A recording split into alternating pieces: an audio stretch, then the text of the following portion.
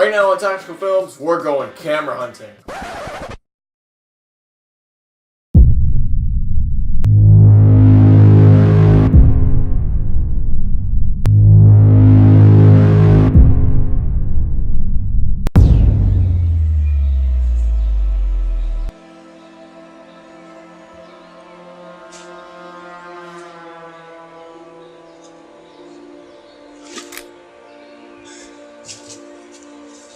I don't know where you are, camera, but guess what? I will look for you. I will find you.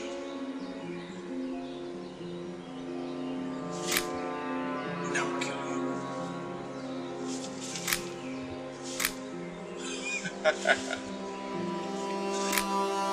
I've got you.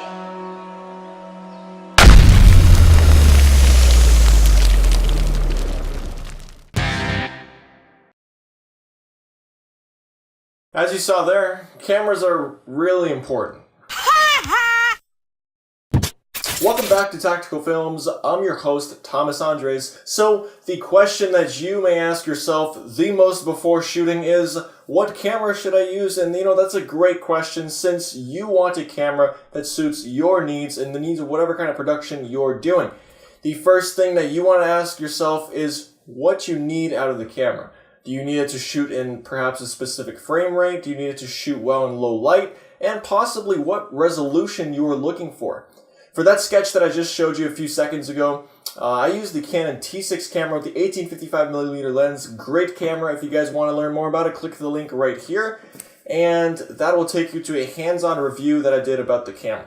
So in terms of frame rate, standard film is usually shot in 24 or 30 frames per second, but this can change depending on the project that you're doing.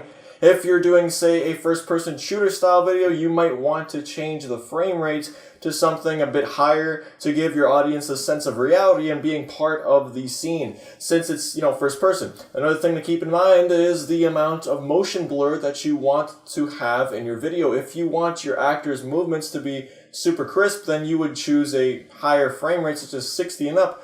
And if you want to keep that cinema-style motion blur, you can go down to 24 to 30 FPS. In terms of lighting, you always want to have some sort of light on your subject, whether it's intense or faded, to avoid something like this. Too much grain. There's too much. You can change the ISO settings on your camera to reduce the amount of grain, and the general rule of thumb is the lower the ISO, the lower the amount of grain. The problem with that is that the lower you set your ISO, the less light your camera is taking in, which could cause your subjects to be invisible just like this. Yeah, you probably don't want this unless you're shooting some transition in a horror scene, but you still wouldn't really want to have too many completely black scenes because the whole point of watching a movie is to watch the screen. See what I did there? Yeah.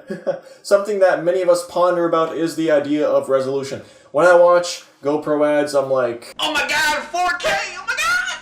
And yeah, you're getting 4K, but that 4K is pretty much useless. The reason I say that is since you are forced to have a fisheye effect, which you could remove in Premiere, but it still wouldn't look as good as a DSLR.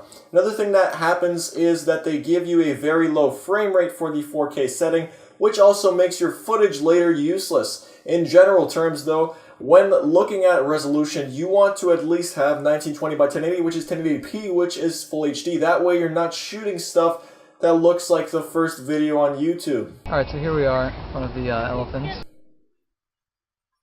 In any case, that's a wrap for today's episode. I'm Thomas Andres, and I will see you next time.